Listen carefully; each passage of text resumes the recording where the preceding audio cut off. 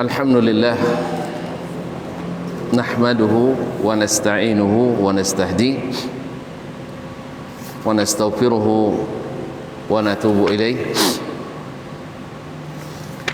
wa na'udzu billah min shururi anfusina wa sayyiati a'malina man yahdihillahu fala mudilla lahu wa man yudlil فلا هادي له أشهد أن لا إله إلا الله وحده لا شريك له وأشهد أن محمدا عبده ورسوله لا نبي بعده يا أيها الذين آمنوا اتقوا الله حق تقاته ولا تموتن إلا وأنتم مسلمون يا أيها الناس الحمد لله يا أيها الناس اتقوا ربكم الذي خلقكم من نفس واحدة وخلق منها زوجها وبث منهما رجالا كثيرا ونساء واتقوا الله الذي تساءلون به والأرحام إن الله كان عليكم رقيبا يا أيها الذين آمنوا اتقوا الله وقولوا قولا سديدا يصلح لكم أعمالكم ويغفر لكم ذنوبكم ومن يطع الله ورسوله فقد فاز فوزا عظيما أما بعد فإن أصدق الحديث كتاب الله وخير الهدي هدي محمد صلى الله عليه وسلم وشر الأمور محدثاتها وكل محدثة بدعة وكل بدعة ضلالة. معاشر الإخوة الكرام والأخوات الكريمات, jemaah Masjid Arfa'un Nas Universitas Riau yang saya muliakan, yang saya hormati, yang saya cintai.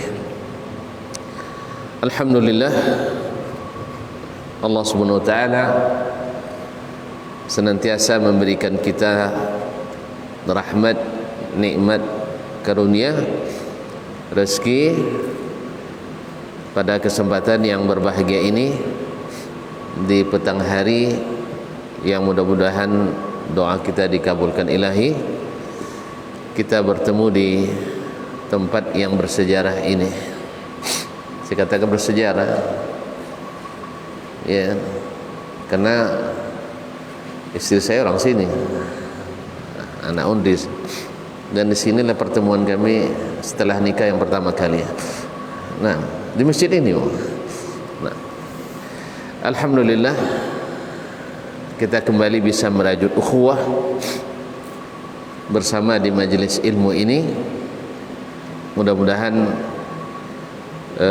Allah jadikan sebagai tanda syukur kita kepadanya, penambah pahala kita yang mudah-mudahan ketika dibuka catatan membuat kita bahagia pada hari kiamat nanti. Amin. Ma'asyiral kiram, al-ikhwan wal akhawat rahimanillah wa iyyakum. Salawat dan salam kepada baginda Rasulullah sallallahu alaihi wasallam yang telah menunjukkan jalan ini kepada kita, jalan yang terang benderang, malamnya seperti siang. Tidak perlu kita mencari, tak perlu kita terlalu sulit. Alhamdulillah Nabi sudah bentangkan jalan ini untuk kita. Tinggal kita mengikuti, kita menaati. Mudah-mudahan kita bertemu dengannya di TV laga di saat cinta dinyatakan diterima atau ditolak. Ma'asyiral kiram dirahmati Allah, untuk itulah kita duduk bersama mempelajari satu demi satu hadis-hadisnya, mengingatkan yang lupa, memberitahu yang belum, dan memantapkan yang sudah mengetahui dan berilmu. Masih bersama Imam An-Nawawi rahimahullah di pertemuan terakhir kita 3 bulan yang lalu, ya, Masya Allah, kita sekali 3 bulan ngaji. Kalau sempat makan sekali 3 bulan, macam mana badan kita? Hah? 1 kali sebulan. Karena ada halangan ya. Alhamdulillah. Kalau sempat berhalangan terus makan, berhalangan terus makan, macam mana? Saya kemarin dapat halangan makan sekitar 15 hari, tak ada selera makan. Ternyata lumayan juga menurunkan badan, turun sekitar 4 kilo. Tapi setelah datang selera makan, naik pula banyak. Tak tahu sekarang berapa naik. Allah musta'an. Awak nak kurang banyak lebih itu. Cuman kalau karena tak ada makan, tak sedap pula. Ya saya, loyo badan. Nah, tapi alhamdulillah, mudah-mudahan jadi pembersih dosa. Amin. Masyaallah kiram dirahmati Allah. Jadi seharusnya ngaji ini setiap hari, minimal 3 kali sehari ya. Minimal 3 kali sehari.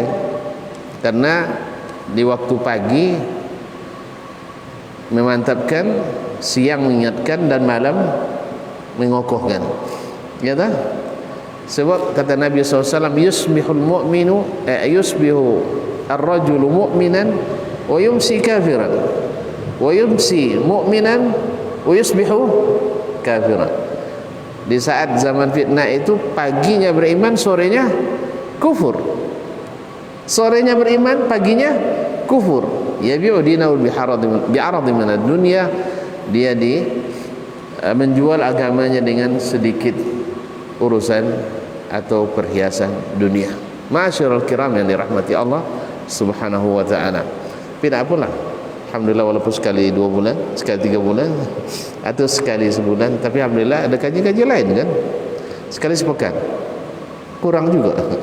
3 kali sehari tak bisa. Baik. Imam Nawawi ini dulu belajar 12 pelajaran sehari. Awak kuliah berapa kali sehari? Sempat 4 mata kuliah sehari, kebanyakan ya. Makanya kita tidak mungkin jadi Imam Nawawi kita. Tapi lumayanlah kita mencintai Imam An-Nawawi rahimahullah dan menghidupkan ilmunya. Qala rahimahullah ta'ala al-hadithur rabi' wa thalathun, hadis yang ke-34. Berarti hampir tamat kitab ini insyaallah ta'ala. Sabar juga kita insyaallah. Qala rahimahullah an Abi Sa'id al-Khudri radhiyallahu ta'ala anhu qala sami'tu Rasulullah sallallahu alaihi wasallam yaqul man ra'a minkum munkaran falyughayyirhu bi yadihi fa in lam yastati' fa bi lisanihi fa in lam yastati' fa bi qalbihi wa dhalika adhaful iman. Dalam riwayat lain, walaysa ba'da dzalika mithqalu dzarratin min iman. Dari Abu Sa'id Al-Khudri. Abu Sa'id Al-Khudri masyhur, namanya Sa'ad ibn Malik ibn Sinan. Sa'ad ibn Malik ibn Sinan Al-Khudri radhiyallahu ta'ala anhu, termasuk salah satu yang banyak meriwayatkan hadis dari Nabi alaihi salatu wasallam, minal mukthirin. Berarti banyak ilmunya, banyak hafalannya tentang hadis Nabi alaihi salatu wasallam. Sa'ad ibn Malik ibn minal mukthirin. Beliau meriwayatkan, qala, dia berkata, sami'tu Rasulullah sallallahu alaihi wasallam yaqul, saya mendengar Rasulullah sallallahu alaihi wasallam bersabda, man ra'a minkum munkaran, barang siapa yang melihat di antara kalian, barang siapa di antara kalian yang melihat suatu kemungkaran, falyughayyirhu biyadihi, hendaklah dia merubahnya, mencegahnya dengan tangannya. Fa in lam yastati' fa bilisanihi, kalau dia tidak sanggup dengan tangannya, hendaklah dia merubahnya, mencegahnya dengan lisannya, dengan ucapannya. Fa illam yastati', bila juga tidak sanggup, maka fa biqalbihi, maka hendaklah dia cegah dengan hatinya. Wadzalika adhaful iman, dan mencegah dengan hati semata itu adalah selemah-lemahnya iman. Dalam riwayat lain disebutkan walaysa ba'da dzalika mithqalu habbatin atau mithqalu habbati khardal min iman. Tidak ada lagi setelah itu walaupun sebesar biji sawi keimanan. Kalau dalam hati pun tidak. Ikhwani akhwati fillah, ma'asyiral kiram yang dirahmati Allah SWT, seperti yang kita ketahui bersama, ketika para ulama ditanya, kalau saya nak memulai menghafalkan hadis Nabi, kitab apa yang paling bagus? Kalangan ulama mutaakhirin rata-rata mereka mengatakan Al-Arba'in. Al-Arba'in, ya, dimulai dengan hafalkan Arba'in. Alasan mereka juga rata-rata mengatakan li'annahu yashtamilu ala qawaidil islami wa usulihil izam, bahwa Arba'in ini, kita Arba'in ini mengandung hadis-hadis yang merupakan kaedah-kaedah besar Islam, landasan-landasan utama dalam berislam. Artinya kalau tuan-tuan membaca Arba'in ini, ya, hafalkan Arba'in, tuan-tuan bisa mengamalkan sebagian besar usulul Islam. Tapi kalau dibaca, hafalkan Sahih Bukhari, ada 100 hadis, baru sampai kitab baru sampai kitabut taharah atau kitabul ilmi. Nah, baru sampai bab ilmu, ya. Tapi kalau ini tidak, Imam An-Nawawi memilihkan untuk kita hadis-hadis utama, mulai dari pertama hadis sunniyat, ya tak? Hadis kedua tentang maratibuddin, hadis ketiga tentang masih lupa, hadis ketiga tentang rukun Islam. Kalau hadis kedua kan ada rukun iman, rukun Islam, dan ihsan, ya, disebut dengan maratibuddin, tingkatan-tingkatan agama. Hadis ketiga tentang rukun Islam. Hadis keempat tentang bahayanya menambah dalam Islam, atau bahayanya bid'ah, ya. Tonton suka bid'ah masalahnya karena ada hasanah, kan? Nah, bahaya. Sebab apa? Karena tertolak. Awak dah capek beramal tapi tak terima gaji, suka? Lebih baik tak kerja lagi, kan? Ini dah kerja, dah capek-capek tapi tak ada gaji. Itulah. Maka diingatkan oleh Nabi SAW, jangan berbuat kecuali sesuai SOP. Kalau tak keluar gaji saya. Ya, makanya jangan keluar buat amal tanpa ada SK. Tanpa SK gaji tidak cair. Tanda SK gaji tidak cair. Oleh itu kaum muslimin dan muslimat yang dirahmati Allah Subhanahu wa taala, mudah-mudahan dengan pelajari kitab ini kita sampai pada qawaidul Islam al-izam. Nah, salah satu dari sekian banyak hadis yang sudah kita pelajari yang merupakan pondasi-pondasi utama, landasan-landasan dalam Islam adalah hadis ini, yaitu man ra'a minkum munkara, siapa yang melihat di antara kalian suatu kemungkaran, maka wajib baginya merubah. Kenapa dikatakan wajib? Karena al-aslu bil amri lil wujub. Hukum asalnya kalimat amr itu untuk wajib. Kalimat falyughayyirhu, hendaklah dia merubah. Ini perintah dari Nabi sallallahu alaihi wasallam. Jadi wajib. Kenapa wajib? Karena ketika pilar amar ma'ruf nahi mungkar ini ditinggalkan, maka terlaknatlah dulu umat-umat Yahudi, bangsa Bani Israel. Lu'inal ladzina kafaru min Bani Israila, di antaranya adalah kanu la yatanahawna am munkarin fa'alu. Mereka tidak saling mencegah kemungkaran yang mereka lakukan. Jadi ketika tidak mau mencegah, maka lunturlah keislaman, keberagamaan Islam di tengah masyarakat, sehingga orang ahli kemungkaran tidak lagi segan, tidak lagi malu, dan dosa dilakukan secara terang-terangan. Hari ini kaum muslimin dan muslimat dengan berbagai tekanan kepada umat Islam, kita boleh dikatakan hampir lumpuh untuk menegakkan amar ma'ruf nahi mungkar. Ya, orang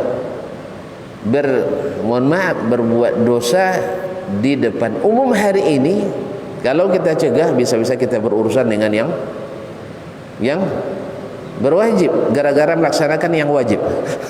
Iya, gara-gara melaksanakan wajib berurusan dengan yang berwajib. Iya, tidak sembarangan kita ya, mencegah orang. Kita lihat orang gadis dengan seorang bujang berpelukan depan umum, bisa antum cegah? Hah? Tidak pernah ya?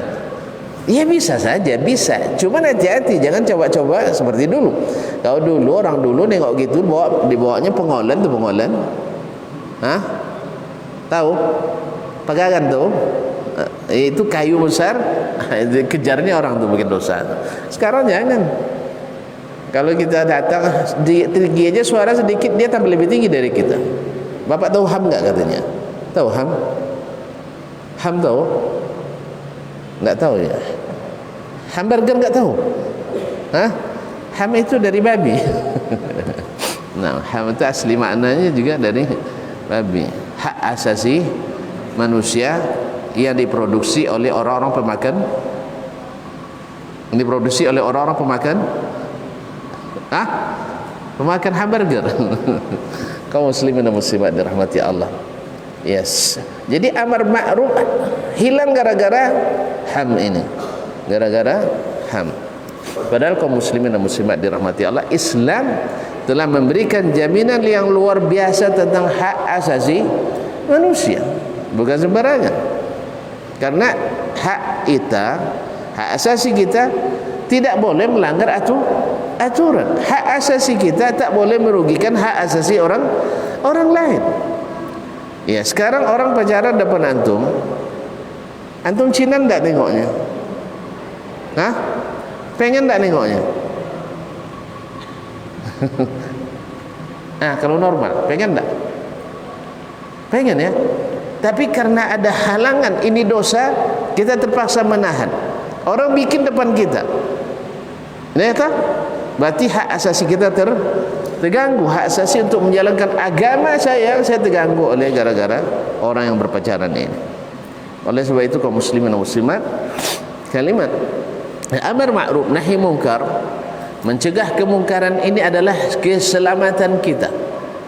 Oleh itu Nabi SAW sebutkan man ra'a, siapapun, artinya punya SK tak punya SK, untuk mencegah, SK-nya dari Allah Rabbul Alamin. Tidak nunggu dulu izin Pak Presiden dulu ya untuk mencegah kemungkaran, tidak. Izin orang tua dulu, tidak. Izin dosen dulu, tidak. Izin rektor dulu, tidak. Yang namanya kemungkaran, siapapun yang melihat, wajib mengikutinya. Wajib mencegahnya. Tidak perlu izin lagi. Tidak perlu izin. Ini yang pertama. Jadi Nabi jadikan sallallahu alaihi wasallam karena ini kemaslahatan bersama. Mencegah kemungkaran itu adalah keselamatan bersama. Maka semua lapisan masyarakat wajib untuk mencegah kemungkaran. Jelas? Jadi man syartiyah yufidul umum, tufidul umum, maknanya umum. Siapapun, laki-laki, perempuan, tua, muda, jelas, merdeka ataupun hamba, asal dia beriman kepada Allah, wajib mencegah yang mungkar. Man ra'a minkum mungkaran, siapa yang melihat di antara kalian suatu kemungkaran, falyughayyirhu. Ini tingkatan-tingkatannya lagi. Kita disuruh untuk mencegah, tetapi tentu saja dengan cara dan kemampuan yang berbeda. Makanya tuan-tuan, kalau tidak mau mencegah kemungkaran, jangan dekat-dekat tempat. Iya tak? Caranya biar antum selamat, jangan dekat-dekat tempat mungkar. Kalau tidak mau mencegah. Di mana banyak kemungkaran? Di mana tempat yang paling banyak kemungkarannya? Di pasar. Masya Allah, antum sering ke pasar rupanya. Betul, di pasar. Di pasar. Maka jadi tempat yang paling dibenci Allah itu adalah pasar. Tapi jangan salah paham seperti pahamnya kaum Mu'tazilah, pahamnya orang liberal, bahwasanya ini hadis jangan dibaca lagi sebab ini bikin umat Islam mundur. Kita jawab, hadis ini dibaca dulu oleh orang-orang kaya di masa sahabat, dibaca oleh Utsman, dibaca oleh Abdurrahman bin Auf, dibaca oleh Sa'ad bin Abi Waqqas. Mereka tetap kaya karena mereka turun ke pasar, karena tempat itu tempat yang buruk, seburuk-buruk tempat, maka mereka bisa menghiasi dengan kejujurannya, dengan keadilannya, dengan kemurahannya, menjadikan tempat itu diberkahi oleh Allah SWT. Kalau kita tidak, masjid aja sekarang sebaik-baik tempat, karena kita tidak beriman, benar imannya, tidak benar pemahamannya, kadang-kadang justru jadi tempat kemungkaran. Betul? Betul? Tidak sedikit masjid hari ini jadi tempat tempat orang berbuat mungkar. Ada contohnya. Kalau sempat di sini ada wifi, di sini ada wifi masjidnya, tidak ada pengurusnya. Kita ilegal pun tidak ada pengurusnya. ada wifi. Kalau sempat ada wifi, kadang-kadang dengan alasan mengerjakan tugas, gadis bujang berdua nih ya, nengok wifi, mungkar apa enggak? Atau sudah ma'ruf di sini ya? Itu sudah ma'ruf di sini sana. Iya kan, depan umum sudah ada mahramnya itu. Ya ilahi. Saya di Jakarta pernah di sebuah masjid, megah masjidnya, ada wifi-nya. Di situ 2 orang, di sini 2 orang, di situ 2 orang. Dia alasan macam-macam alasannya. Alasannya teman dekat, alasan ngerjain tugas, alasannya macam-macam alasannya. Jadi berduaan di dekat dalam masjid. Ada lagi sebagian menganggap karena barokah di masjid, akhirnya seperti lingkaran muzakarah dia, laki perempuan berhadapan dalam masjid. Kenapa? Karena ilmu yang tidak dijalankan atau ilmu yang tidak diketahuinya.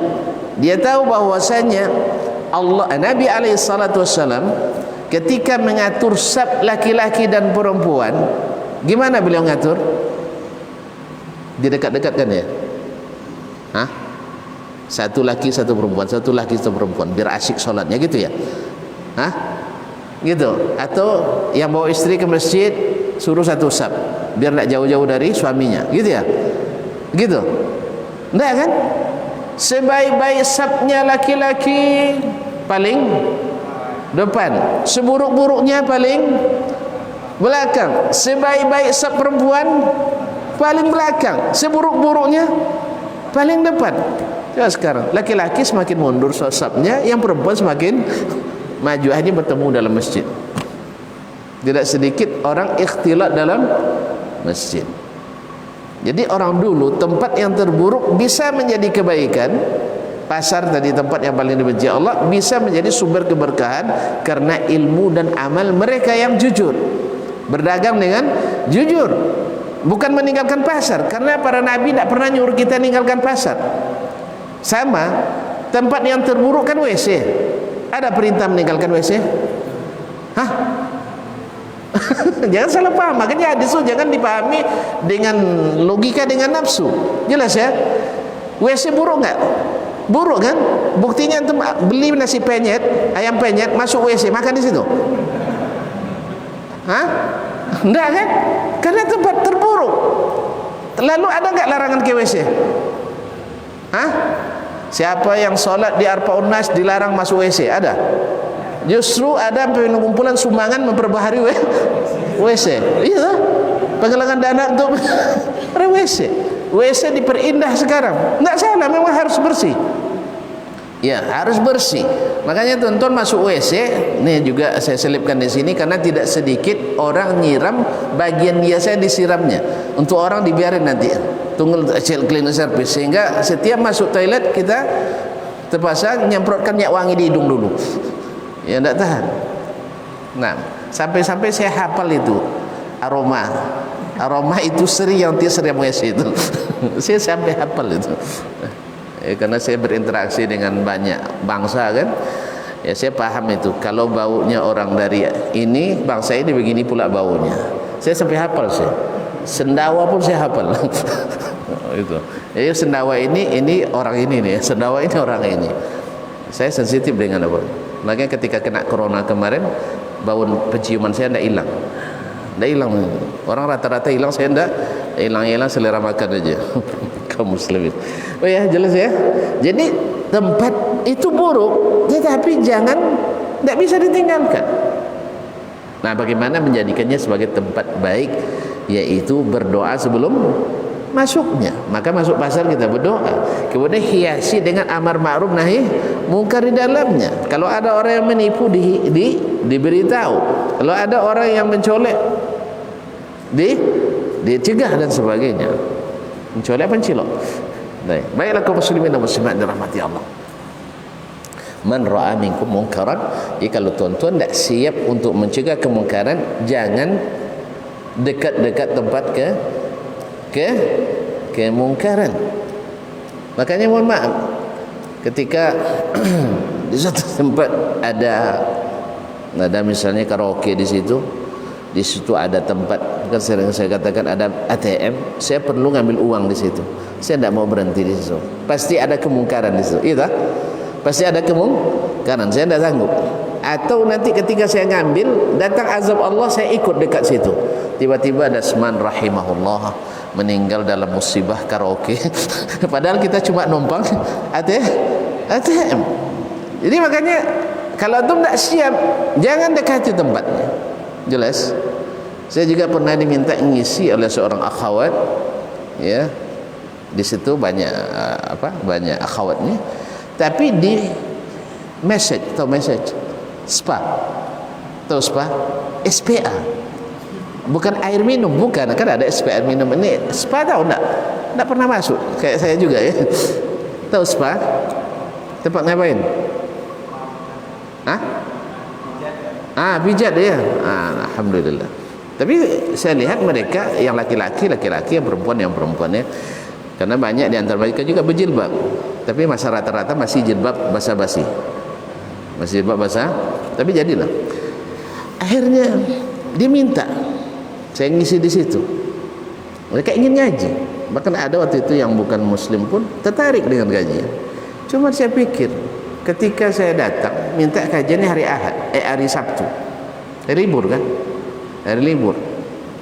Terus saya parkir mobil di mana? Iya kan? Saya terpikir kalau saya parkir tiap satu di situ, jangan-jangan ada yang pengurus Arbaun Nas curiga pula. Diintainya saya keluar kan? Lama sekali Ustaz, dalam 2 jam di dalam kan? Diintai keluar sendirian. Pertama dia berbaik sangka, jangan-jangan ngantar Umi ke situ kan? Ternyata pas keluar hanya sendiri. Diantar pula oleh seorang. Itu pikir oleh saya itu. Ya Ustaz ya. Jadi fitnah. Akhirnya saya pokoknya pikir-pikir banyak. Kalau gitu saya parkir mobil jauh di sebuah masjid. Cuman terpikir lagi, pas keluar menuju masjid datang kawan dari belakang. Ustaz mau kemana? Itu kan ngambil mobil. Kita kan tidak boleh bohong kan? Dari mana? Dari SPA. Ya tak? pasti dia bertanya-tanya nanti. Oh, sengaja dia sembunyikan mobil di masjid supaya dikira ke masjid, ternyata ke spa. Akhirnya dengan berat sebenarnya saya terpaksa menolaknya. Awalnya saya ingin sebenarnya saya minta istri yang ngisi, cuman di situ ada pula anak bujang. Nanti bikin masalah saya lagi deh istri nanti, ya kan? Karena sering ketemu nanti cinan pula anak bujang tuh sama istri saya, kan bahaya. Akhirnya terbaca pula saya nanti SMS ya, waktu itu masih SMS kan, belum ada WA sekarang. SMS dia. Mulai saya curiga sama istri gara-gara ngisi kajian, akhirnya di rumah sering ngaji. Allah musta'an. Akhirnya mohon maaf dengan seberat hati saya tidak bisa mengisi. Karena apa? Karena takut kita masuk ke dalam ranah yang tidak menyenangkan kita, yang tidak bisa kita melakukan amar ma'ruf nahi munkar dengan sebenar-benarnya. Ma'asyiral kiram, ikhwani akhwati fillah. Jelas ya? Sama juga ada orang berat mengeluarkan zakat itu. Ya saya tahu. Makanya jangan kumpulkan uang. Ya tak? Antum kalau tak mau berzakat saya bilang, habiskan duit itu. Belanjakan. Tidak sanggup makan sendiri, ajak orang mawa. Tidak juga habis, kasih sama saya pandai habiskannya. Iya, alhamdulillah saya bilang di sana tuh banyak mahasiswa. Ya, kira-kira kalau ada yang ngasih duit 1 miliar kan tidak susah ngabisin di sini kan? Kan tidak susah kan? Insya Allah 10 miliar pun saya habiskan sehari insya Allah. Iya, banyak. Semuanya nampung tuh. Insya Allah. Makanya kalau tak mau berzakat jangan kumpulkan duit-duit. Sampai 35 juta habiskan lagi. Sampai 35 juta habiskan lagi. Iya tak? Hah? Kalau antum tak sanggup ngabisin, saya bantu. Saya alhamdulillah kalau dengan duit ni mudah ngabiskannya. Cari aja apa ya? Nyari apa ya ngabiskannya? Mudah gitu.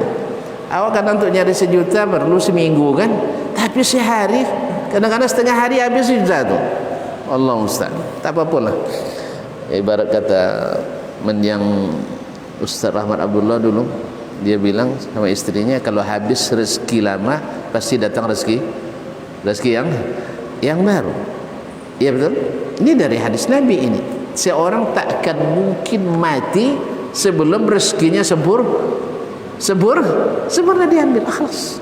Dijanji Allah kepada Rasulullah SAW. Seorang tak akan mati sebelum rezekinya habis. Makanya kalau habis duit, berdoa ya Allah, kapan datang duit yang baru? Nah, baik sini. Jadi man ra'a minkum munkaran. Siapapun yang melihat kemungkaran, siapa yang tak sanggup, maka jangan dekat-dekat tempat mungkar. Rumah masjid. Iya. Kuliah gimana? Kuliah alhamdulillah tidak ada kemungkarannya. Pergi kuliah. Tapi kalau ada kemungkarannya, lambat-lambat datang, cepat-cepat lambat-lambat datang, cepat-cepat pulang. Tak tertib waktunya. Pas dosen datang kita datang, pas dosen pulang kita pulang. Kalau dosen tak mau pulang kita izin pulang. Ya. Jadi kalau ada kemungkaran kita jauhi, jangan dekat-dekat. Nah, karena itu syaratnya. Makanya ketika ada Nabi melarang, jangan kalian duduk-duduk di jalan-jalan, di tepi jalan. Jelas? Mereka nanya ke Nabi, ya Rasulullah, laisa lana min majasilina min bud. Kami tidak bisa meninggalkan tempat duduk kami itu ya Rasulullah. Maka asyik pula duduk jalan itu kan, karena bisa senam leher kan? Iya, senam. Iya, lihat dari sini terus datang lagi tuh. Jadi sehat lehernya. Nengok terus, nah Allah musta'an. Makanya ada istilah cuci mata. Maka kata Nabi SAW, kalau memang kalian harus juga duduk, alaikum antu'tu haqqat tariq, berikan hak jalan itu. Apa hak jalan? Salah satunya adalah ghadul basar, tundukkan pandangan. Jangan mulai dari sana lagi nengok sampai dah hilang pula di sebelah tembok sana ikut ya. Kalau itu jangan duduk tepi jalan. Jelas? Yang kedua, al-amru bil ma'ruf wan nahyu 'anil munkar.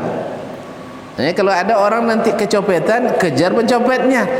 Jangan diamin aja. Kalau tidak bisa, tidak usah duduk tepi jalan. Tidak banyak orang nyopet tapi tidak berani. Tidak berani ya. karena takut pula kena imbasnya. Jadi saksi sekarang berat, apalagi terlibat dan pencegahan. Nasallallahu salam. Baiklah ikhwan ya akhwati fillah. Jadi rumusnya, kalau tak bisa jangan lihat-lihat, jangan dekat-dekat. Jangan dekat-dekat.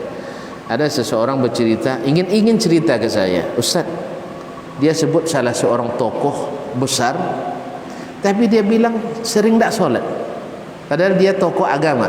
Saya bilang tolong jangan ceritakan namanya ke saya, sebab kalau saya tahu jadi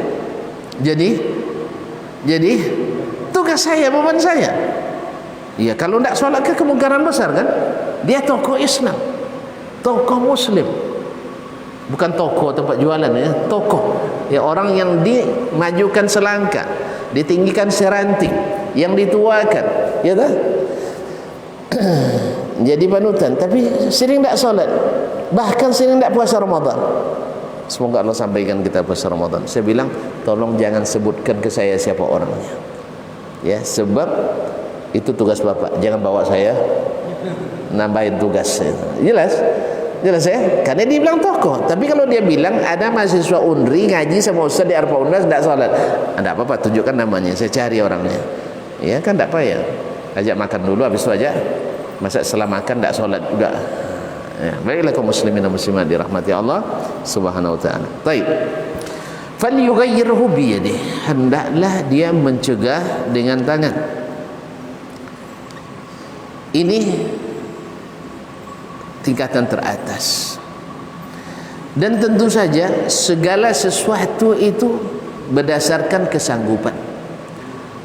Fattaqullaha mastata'tum, bertakwalah kepada Allah sesuai kesanggupan kalian. Dalam surah At-Taghabun ayat 16, fattaqullaha mastata'tum la yukallifullahu nafsan illa wus'aha.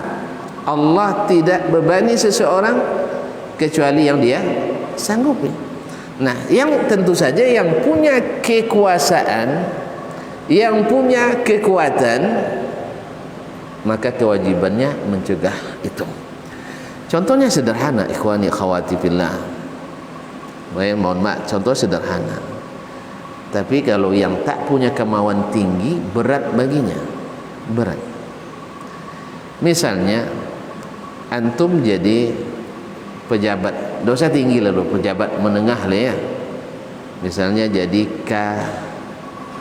kabak, kepala bagian, atau kasih, kepala seksi, atau koordinator dan sebagainya. Berarti kan antum punya hak untuk mengatur, ya toh? Mengatur. Nah, antum tahu setelah berilmu bahwa musafirnya seorang laki-laki dan perempuan yang bukan mahram halal apa haram? Halal apa haram? Saya ulang lagi. Dasman sebagai kepala kantor musafir dengan si Devi, misalnya Devi itu laki-laki, Devi kan ada perempuan, laki-laki juga ya, ini perempuan ini. Ya, sekretaris, misalnya saya punya sekretaris perempuan dan masih muda walaupun sudah bersuami misalnya, ya tak? Kan secara aturan boleh saja saya dinas luar kota bersama sekretariat, boleh enggak?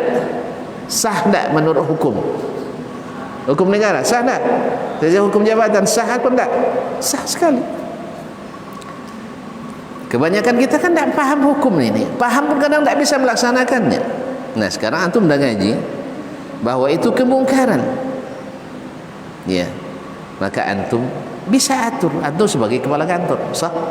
Kalau memang harus saya musafir sebagai kepala dengan ini, maka saya syaratkan kamu boleh pergi tapi ajak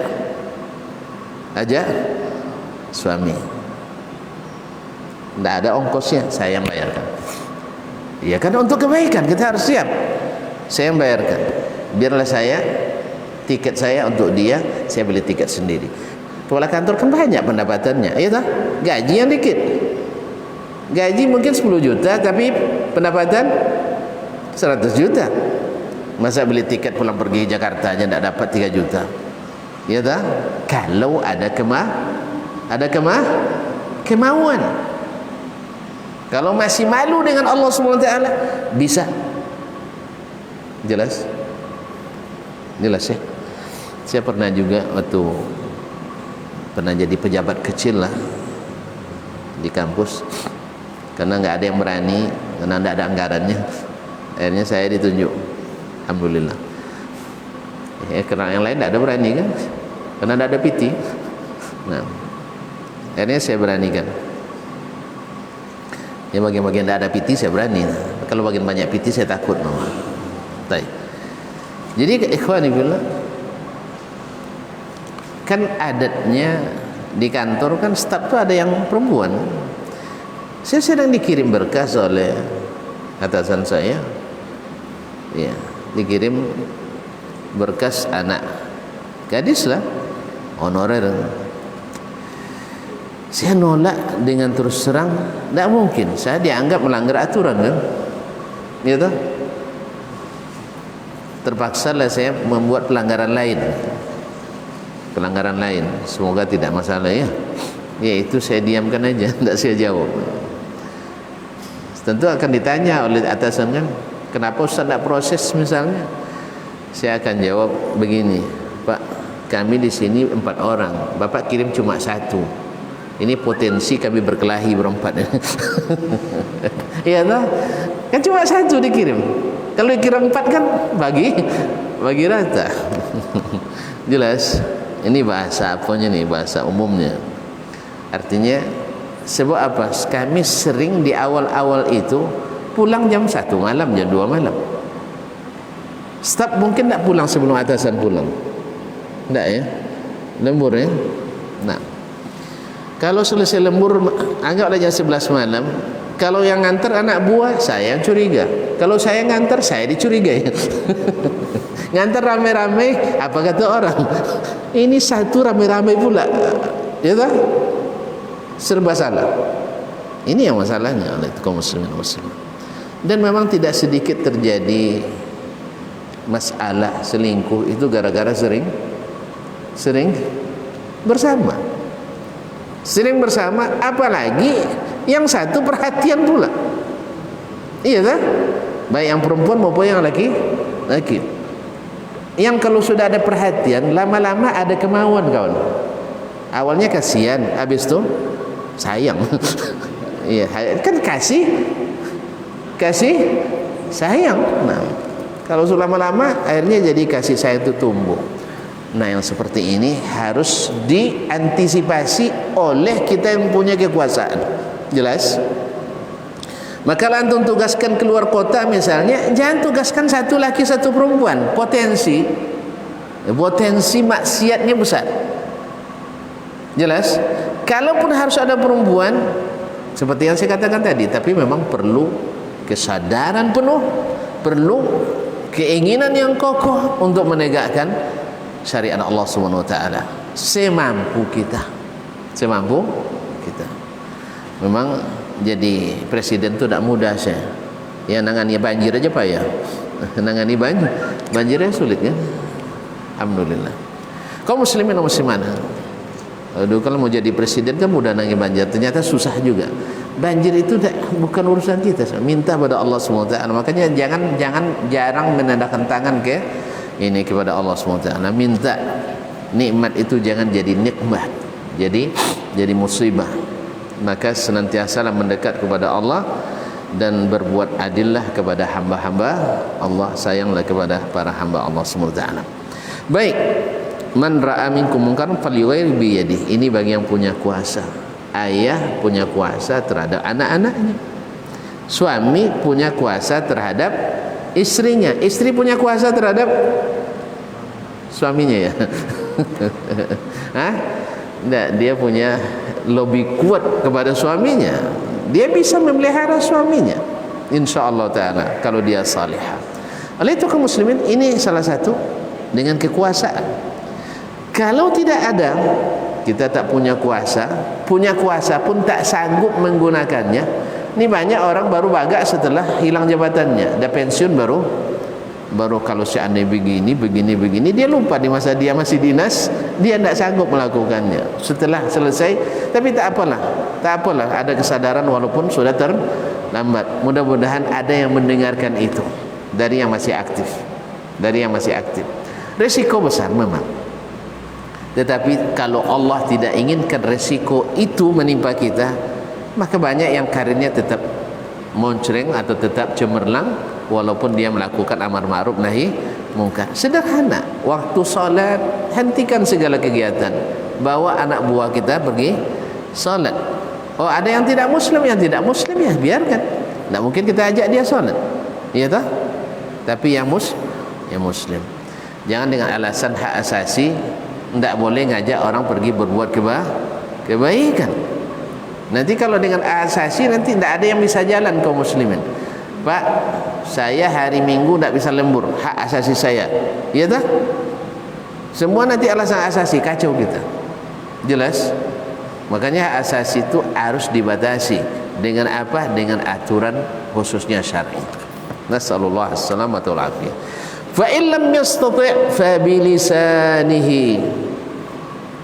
Ini kita sampai jam berapa, Ki? Hah? Apa? Selesainya? Sekarang sudah 17.35. Hah? 39? Ya Allah. Taib. Terus kita hentikan atau kita lanjutkan? Ya. Memang kalau bicara sama anak muda ini asik gitu. Nggak ada bosannya masalah. 45 ada dispensasi ya. Ini yang pertama, pasti ada yang kedua tuh. Biasanya ada dispensasi pertama, ada dispensasi kedua. Baik, sampai 5. Baik kaum muslimin dan muslimat, ikhwan wa akhwat yang dirahmati Allah SWT, mungkin ada yang banyak puasa barangkali ya. Atau buka bersama di sini jangan-jangan. Enggak, ayolah. Enggak ada pembukaan, Ustaz. Baik. Iya, saya juga habis ini mau ke tempat lain. Fa illam yastati', ini tingkatan kedua. Kalau tidak sanggup dengan kekuasaan, tidak bisa. Dengan wewenang tidak mampu. Maka ada yang kedua yaitu fabilisanihi, dengan lisannya. Ini pada umumnya ini orang-orang ya dai, para ulama, para ustaz. Karena dia tidak punya wewenang, tapi dia punya lisan. Dia bisa berbicara kepada orang-orang yang berkompeten, pemangku kebijakan, untuk mengurangi kemungkaran atau menutup jalan-jalan kemungkaran. Misalnya kalau Pak Wali Kota misalnya bikin taman, ya kalau harus juga bikin taman, harus disiapkan perangkat aturannya bahwa tidak boleh berduaan di taman. Itu yang pertama ya, tidak boleh berpacaran di dalamnya. Kalau tidak akan terjadi namanya kota madani smart. Tidak ada orang yang pintar dengan pacaran, nggak ada. Jadi bongak kita dengan pacaran tuh. Sebab apa? Suka menghayal. Orang penghayal tak akan bekerja, hanya melamun. Setiap hari melamun. Ada yang bisa dibuat? Enggak. Yang hebat itu adalah kalau cinan, kalau ingin naksir, langsung ke rumah orang tuanya. Soal diterima atau tidak, resiko memang. Ya, resiko memang. Ditolak atau diterima itu urusan nanti. Yang penting saya berani dulu. Saya datang, Pak, saya lihat anak bapak. Tidak ada orang secantik dia yang pernah saya lihat. Nah, ayo, gitu aja. Kalau dia tanya, kamu sudah punya kerja? Pak, justru karena ada kerja lah saya melamar, Pak, supaya diterima bekerja bersama bapak itu. Iya tak? Allah mudahkan kaum muslim iyakunu fuqara'un. Enggak, jangan dimain-main kedua anak orang dulu. Yang sayang orang tua hari ini bangga pula anaknya dimain-mainkan orang.